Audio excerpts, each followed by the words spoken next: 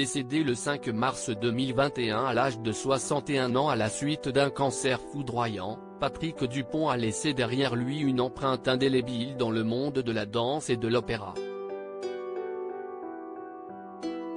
Le 21 février 2023, une soirée en son hommage a été organisée à l'Opéra de Paris où de nombreuses personnalités étaient invitées. Sublime avec une robe fluide associant des tonalités mauve et corail, Vanessa Paradis, interprète du titre Joe le Taxi, est apparue seule sur le tapis rouge, sans son époux le réalisateur Samuel Benchetrit. Rayonnante avec un maquillage nude, l'actrice du film L'Arnaqueur portait un rouge à lèvres carmin qui rehaussait ses lèvres. Très chic, elle portait également un vernis rouge sur ses ongles ainsi que des boucles d'oreilles en diamant. Également présente lors de cette soirée hommage qui vise à revisiter les rôles emblématiques dansés par celui qui était considéré comme l'enfant terrible de l'Opéra de Paris, Claire Chazal.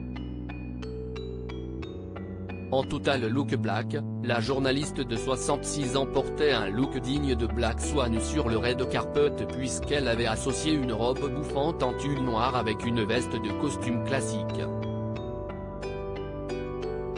Côté chaussures, elle a choisi une paire de ballerines noires vernies, accessoire fétiche des danseuses étoiles. Non loin de l'ex-compagne de Patrick Poivre d'Arvor se trouvait Clara Luciani. Adepte elle aussi du noir, la chanteuse de 30 ans interprète du titre Elle ne t'aime pas portait une robe longue en dentelle. Coiffée avec un chignon haut laissant quelques mèches entourer son visage, elle portait tout comme Vanessa Paradis, une bouche rouge carmin ainsi qu'une manucure assortie.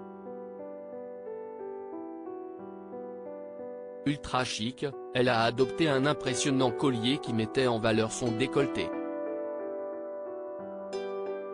Étaient également présents lors de ce show majestueux, Eddie de Pretto, Carrie Jaou ou encore Claire Tran.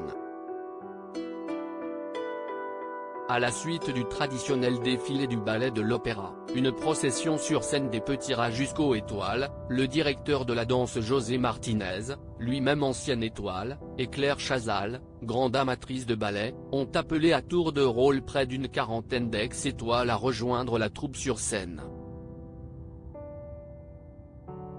Des applaudissements nourris du public ont accueilli des danseurs et danseuses qui ont fait la gloire de la compagnie, à commencer par les bébés Nureyev, Manuel Legris, actuel directeur du ballet de la Scala de Milan, Laurent Hiller, à la tête du ballet de Munich, Elisabeth Morin ou encore Isabelle Guérin.